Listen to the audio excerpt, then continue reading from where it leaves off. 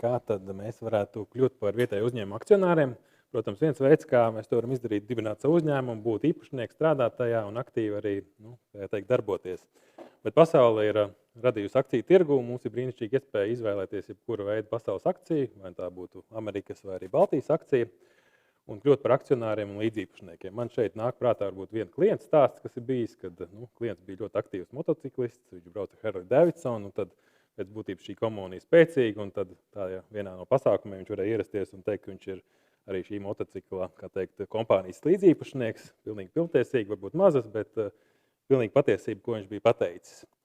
Par Baltijas akcijām, par vietējām, teiksim tā mūsu priekšrocība, kas noteikti ir izteikta, un tā ir tieši mums šeit dzīvojot, ka mēs redzam šos uzņēmumus, mēs varam izjust, mums ir paplašināta informācija par to, ka mēs varbūt zinām tādu vairāk subjektīvu informāciju, mēs redzam, kas ir presē, mēs redzam reputāciju šiem uzņēmumu īpašniekiem un vadītājiem, un īstenībā tas ir ļoti daudz.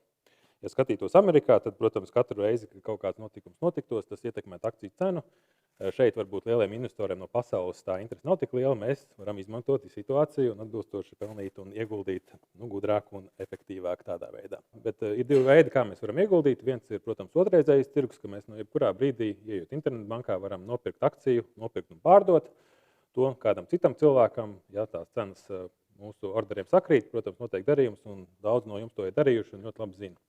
Otrs veids, kas ir šobrīd pēdējā laikā ļoti populārs kļuvis, ir sākotnējais publiskais akciju piedāvājums, kas bieži vien jūs redzēsiet to saīsinājumu ar IPO, anglisko, un tas ir tīri uzņēmumi, kuri vēlās piesaistīt līdzekļus, piesaistīt jūsu naudu, ļaut jums būt kā akcionāriem, laiž savas akcijas, un jebkuram cilvēkam ir iespēja pieteikties uz tām. Protams, uzņēmums var aizņemties līdzekļus dažādi, gan no bankām, gan arī aizņemties no esošiem īpašniekiem, gan arī pēc būtības sadalīt esošo peļņu. Bet šajā sākotnējā publiskajā piedāvājumā, protams, nāk līdz arī papildus publicitāte, un bieži vien šis piesaistītās naudas apjoms, ko viņi uzņēmumi realizē kādos jaunos projektos vai attīsta savu uzņēmumu, ir, protams, ar papildus labumiem.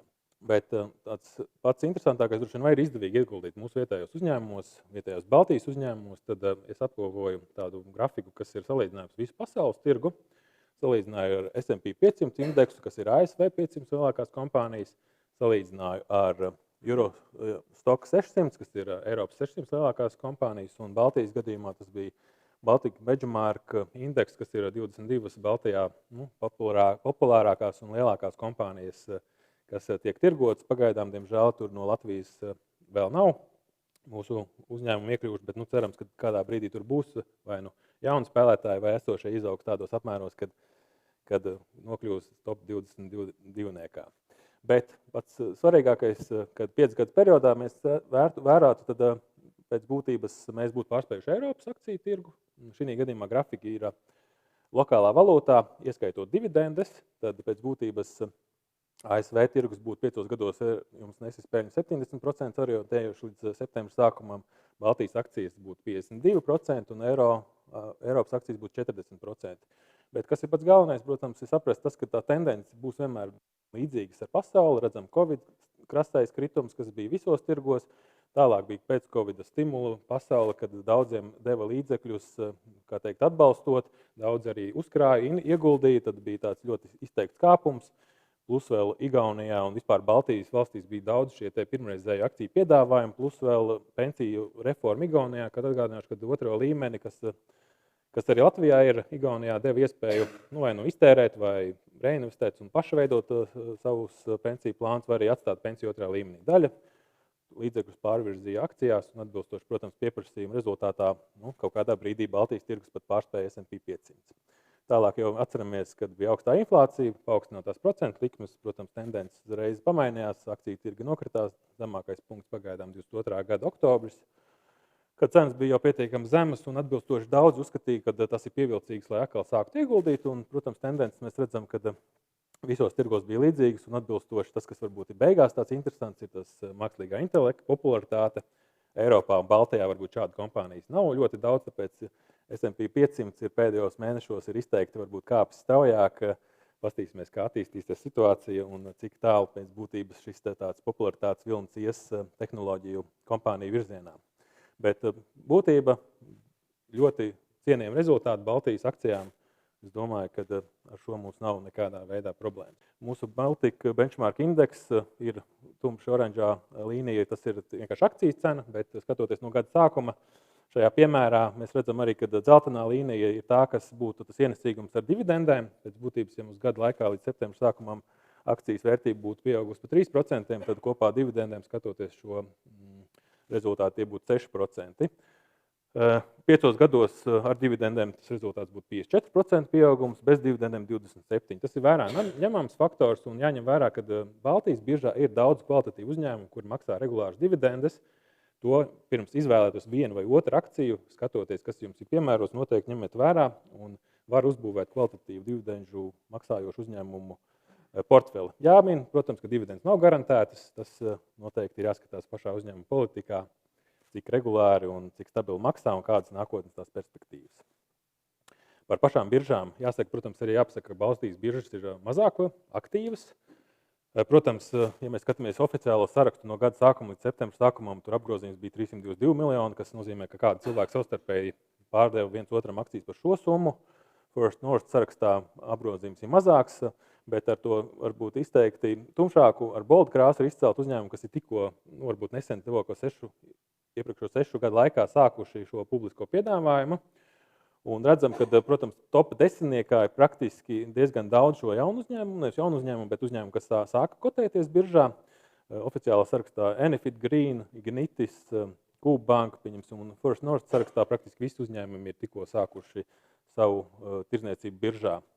Lūk, tas ir īstenībā no tāda viedokļa, ka jaunie uzņēmumi ir popularitātes virsotnē un arī viņi ir pietiekami daudz, ir ļoti laba zīme. Lūk, un par rezultātiem apkopojām, kā tad ir veicies uzņēmumiem no pašā šī pirmreizējā akciju piedāvājuma. Akcijas cena šeit ir apkopots, jāmin, kad ir jāpiebilst, ka daļai no uzņēmumiem, protams, ir arī dividendes. Tad tas nozīmē to, ka šī gadījumā, pieņemsim, Madara, Coop Bank, Text Magic, Enefit Green, Virš, Ignitis, Delfin Group, vēl noteikti kaut ko Tallinn Sadam, vēl Novatūrs ir nedaudz pat labāk rezultāti, jo vēl ir ik pa brīdim izmaksāts dividendes. Stāsts ir, protams, ka par to, ka arī, ja būsim godīgi, laikam ir nozīme, ka mēs stāstam, ka ieguldījums ir ilgtermiņā, tad redzam arī Madara Kosmetikas ir bijis arī, kā teikt, visilgāka tirgu, un arī noteikti laikam ir nozīme arī, protams, pats uzņēmumam ir kvalitatīvi rezultāti, bet arī laikam salīdzinot varbūt ar Igaunijas jaunu uzņēmumiem, kuri startēja tajā periodā, kad bija cenas augšā tirgu, tad jāpiemina arī tāds fakts, ka ne visi uzņēmumi ir vienādā laika periodā bijuši biržā. Daļa no uzņēmumiem ir kotēts tikai varbūt sākotnējā piedāvājumā Igaunijā, mēs varbūt viņus pat neredzam un neesam dzirdējuši, bet jāsaka gan, ka, protams, tas, ko ir jāņem vērā, kad rezultāti ir dažādi. Ja? Kad atkarībā no tā, kādā stadijā ir uzņēmums, mēs varam sagaidīt, protams, arī rezultāts, kas nav tik iepriecinoši, mēs varam sagaidīt ar uzņēmumus, kas izstāsies no biržas kaut kādā brīdī. Lūk tā, un par piemēriem varbūt tas ir piemērs, kā varbūt ir bijusi sākotnējais piedāvājums un tie populārākie Ignitis, alternatīva kaut kas līdzīgs Latvenergo, kas ir Latvijā. Publiskais piedāvājums lielākais Baltijā, skatāmies cenu, šobrīd pagaidām varbūt ir nedaudz zem tā IPO cena, kas bija 22,5 eiro, šobrīd akcijas cenas vārstās kaut kur pie 20,5. Piesaistīt 450 miljonus, jāsaka, ka ļoti labs piemērs, kad valdības, valsts īpašumā esošs uzņēmums pārdod kaut kādu daļu, 25% savu aktīvu jebkuram no mums investoriem, un kas ir varbūt Ignitis gadījumā, lai arī rezultāts ir zemāks nekā IPO cena, tomēr jāņem vērā arī dividendes, kas būtu katru gadu pie 1,2 eiro orientējoši maksāts, orientējuši pie 6%, un ja tāpat saliktu, tad pēc būtības tas rezultāts būtu virs, ja būtu ieguldījuši pašā pirmajā dienā IPO brīdī un arī šobrīd skatītos, bet mums arī būtu bijusi iespēja jebkurā brīdī pie 18 eiro nopirkt, un šobrīd tā cena būtu pie 20 eiro. Tas ir atbilstoši tam, kā tas izskatās grafiski. Un otrs ir Enefit Green, arī enerģijas kompānija Igaunijas. Šī gadījumā pieeja varbūt Igauniem bija, kad no ST Energy, kas ir Igaunijas valstī piederoša kapitāla sabiedrība, tika atdalīta tas tāds zaļās enerģijas atzars, un atbilstoši šīs akcijas tika piedāvāts zināmā apmērā biržā. Un šeit, protams, Igauni ir daudz aktīvāk ieguldītāji, un mums ir 60,000 investoru, pieprasījums 4 lielāks nekā bija, un cena visu laiku tiek uzturēts augstāk nekā IPO brīdī. Tā, un apgrozījuma ziņā arī populārākā akcija Baltijā, kā piemērs, skatoties, kādi ir varianti, šo mēs varam parādīt, kā tad izskatās, pieņemsim, ieguldījumu akcijās. Par uzņēmumiem, kur iespējams startēs biržā, šeit ir jāsaka sekojoša lieta. Protams, ka mums liels izaicinājums Baltijas biržā, Rīgas biržā, ka mēs neieguldam, ka mums nav lielas kompānijas, kas ir, kā piemēram Ignitis vai Enefit Green, kas ļoti attīst šo kapitāla tirgu, arī popularitāti, un tas apgrozījums Rīgas biržā ir diezgan maziņš. Un tas viens no tādiem varbūt vēlmēm ir, arī politiskā līmenī ir sarunas, kad varētu būt valsts uzņēmumi, kas daļēji arī tiktu kotēti biržā. Tas būtu ļoti labs signāls vispār kopējā tā kapitāla tirgu, un arī jums kā investoriem būtu iespēja ieguldīt. Bet vienmēr tiek pieminēts varbūt ar Baltikas vai kaut kāda cita sabiedrības, bet šī gadījumā arī valstī politiskā situācija mainās un nevar līdz galam pateikt, cik tad tā gribēšana vai vēlme beigās realizēsies. Tāpēc tas droši vien jāvēro, un kuras kompānijas parādās, tas būs atkarīgs no jaunās valdības un tā tālāk. Bet mēs varam droši vien parunāt par to, kas ir privātajā sektorā. Šeit ir apkopot uzņēmumu, kuri ir runājuši par to, ka viņi varētu iet pirmreizējā tirgu. Viņi nav šobrīd biržā tirgoti. Redzam, pieņemsim, tas, kas varbūt ir lielākās, ir Infortar kompānija, Igaunijas arī enerģijas kompānija, 1 miljardu apmērā ir apgrozījums. Varbūt vairāk zinām ar to, ka lielākais akcionārs Tallinkā, viņiem pieder arī ST Gāzes, kas nopirka Gaso, mūsu gāzes sadales sistēmu, tad otra Igaunijas kompānija Alexel arī pārdod, viņiem ir Dogildas uzpildes stacija, pārdod gāzi, elektrību, apgrozījums 620 miljonu. Tā kā Igauni pretendē, un viņi paziņojuši mums 2 lielākas kompānijas, ka varbūt nāks tirgu, un viņi būs, teiksim tā, birža vēl papildināsies ar ļoti spēcīgiem spēlētājiem. Tad, piemēram, Citadel arī nav noteikts, vai būs IPO, bet kaut kādas sarunas, ka tas varētu būt IPO, varbūt arī nebūt. Un pārējās organizācijas, un mums ir APR Holding, kas visticamāk pagaidām visvairāk un vistuvāk ir šim te publiskam piedāvājumam, un Bolt, liela Igaunijas kompānija, lielām cerībām, ka tas var būt IPO 25. gadā, bet vai tas būs Baltijas biržā, tās varbūtības varbūt nav tik lielas. Pa pārējām kompānijām tad jāatzīmē, ka ir Eiropas Savienības fondi, kuru pieteiktos var, un tad atbilstoši vai presē paziņojuši, kad varētu būt kaut kad nākotnē, bet vai realizēsies, tas tikai skatoties un laikam ejot varēsim konkrētāk pateikt. Noteikti atgādināšu pašu vienu no galvenām priekšrocībām Baltijas biržā. Swedbank piedāvā tirzniecību ar tām pilnīgi bez maksas, turēšana arī pilnīgi bez maksas. Jūs varat droši aktīvi to darīt, mēs to esam apzināti izdarījuši, lai veicinātu, lai tas ir labs veids, kā iepazīt akcijas caur varbūt tieši uzņēmumiem, kas ir vairāk zināmi, un tas neizmaksās jums nekādu veidu, nevienu eiro.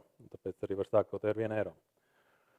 Un par IPO, tuvākā brīdī, ja arī kāds būs, tad tas tehniskais pieteikšanās solis ir tajā pašā uzkrājuma ieguldījuma sadaļā, vērtspapīru notikumu un piedāvājumu. Šī gadījumā ir Enefit piemērs, kas ir vēsturiski bijis, bet tajā brīdī pie 4. punkta būs jāizvēlās tā kompānija, kas tajā brīdī būs aktuāla. Tālāk jāievada, protams, cena un summa, par kuru jūs vēlaties iegādāties, un jāiedod savus orderus par to, ka jūs gribat pieteikties pirmreizējā akcijas piedāvājumā. Ir mums Baltijas akciju pētījums. Viens ir tas pats ceļš, kurā jūs pie uzkrājumiem ieguldījumiem varat redzēt, ik pa brīdim parādās mūsu analītiķu viedoklis par uzņēmumiem. Un tajā pašā laikā, kā labajā pusē, ir arī Ignitis grupa, kad jūs pērkat akcijas, tad zemāk ir analītiķu tāds tā kā viedoklis un pētījums, kurā jūs arī varat atrast pēdējos pētījumus par vienu vai otru uzņēmumu. Ne pa visiem uzņēmumiem ir šīs pētījums, un pa lielākajiem jāsaka, bet noteikti izmantojiet to resursu, kas ir latviešu valodā un pieejams un radīts jums. Lūk, un kas, ko gribētu teikt, noteikti izmantojiet visus iespējas, ko rada Baltijas birža. Jums ir iespēja iegādāties un būt līdziepašnieks šeit mūsu pašu uzņēmumiem. Viens ir atbalstīt tos ar saviem līdzekļiem, ka jūs ieguldat, vai tas būtu pirmreizējais piedāvājums, vai vienkārši jūs nopērkat akcijas. Tas jums palīdzēs droši vien arī sekot līdzi un vispār, kas notiekās tirgū. Ja ir tie pirmais soļi, tas noteikti ir ļoti labs veids, kā iepazīt akcijas. Vēl aicināšu katru izmantot iespējami, kā mēs kā banka piedāvājam bezmaksas konsultācijas vai video formātā, vai arī konsultācijas šeit vai jebkurā brīdī bankā. Vai jums par to nekas nav jāmaksā un būtu kvalitatīvs certificētu ekspertu viedoklis par vienu vai par otru produktu.